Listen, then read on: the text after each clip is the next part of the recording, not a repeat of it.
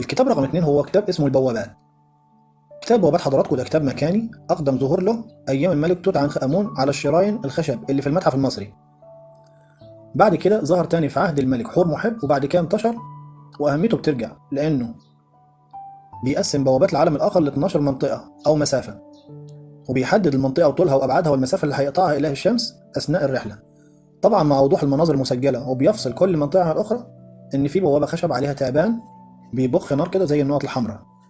كل بوابة ليها اسم، وكل تعبان حارس له اسم، وكان بيتكتب على الجدار اليمين، وبيتم اختيار فصول معينة زي مثلا الفصل الخامس اللي فيه كهف الإله سكر، واللي بيمثل زي مثلا الأسطوانة أو زي البيضة، جواها بقى الإله سكر، واللي بيمسك جناحات التحلل والفساد كأنه بيحجم الفساد والتحلل، وتمر جثمان متوفى على البيضة دي أو على الأسطوانة اللي ساكن فيها الإله.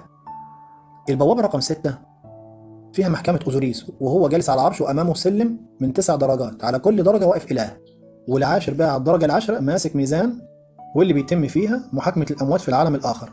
الملك فيها بيكون حاضر المحكمة مش بيتحاكم. في البوابة السبعة مصور فيها الشعوب الأجنبية واللي هي بتتعبد لإله الشمس، لأن طبعا الشعوب والدول التانية مش بأقل قوة من مصر، وطبعا الشمس بتظهر في كل العالم، وعشان كده أصبح إله الشمس إله للكون كله. الشعوب دي هم النوبي والأسيوي والليبي وجزر البحر المتوسط، واللي كان بيميز كل شعب عن التاني اللي مثلا البشرة سمراء، واللي لابس ريش، واللي لابس مزركش، على حسب كل شعب.